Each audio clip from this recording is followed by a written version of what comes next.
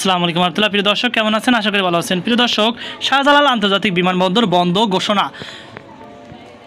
শেখ হাসিনা সরকারের পতনের পর শাহজালাল আন্তর্জাতিক বিমানবন্দর বন্ধ ঘোষণা করেছেন কর্তৃপক্ষ। সোমবার বিকেল 5:45 থেকে বিমানবন্দর দিয়ে ফ্লাইট ওঠানামা বন্ধ রয়েছে। এসব তথ্য নিশ্চিত করেছেন বিমানবন্দরের পরিচালক গ্রুপ ক্যাপ্টেন কামরুল ইসলাম। তিনি ঢাকা পোস্টকে বলেন, সোমবার বিকেল 5:45 পর থেকে শাহজালাল আন্তর্জাতিক বিমানবন্দর ফ্লাইট ওঠানামা বন্ধ রয়েছে। ফ্লাইট চালুর বিষয়ে এখনও কোনো নির্দেশনা পায়নি। পরবর্তী নির্দেশনা পাওয়া গেলে জানানো হবে। তো প্রিয় দর্শক, আশা করি আপনারা বুঝতে পেরেছেন, যেহেতু সরকারের পতন ঘটেছে সেহেতু অনেকেই চাইবে যে দেশ ছেড়ে অন্যত্র গিয়ে নিজেদের স্থান নিশ্চিত করতে, কিন্তু সেই ব্যবস্থা রাখলো না বিমান কর্তৃপক্ষ তথা শাহজালাল আন্তর্জাতিক বিমান।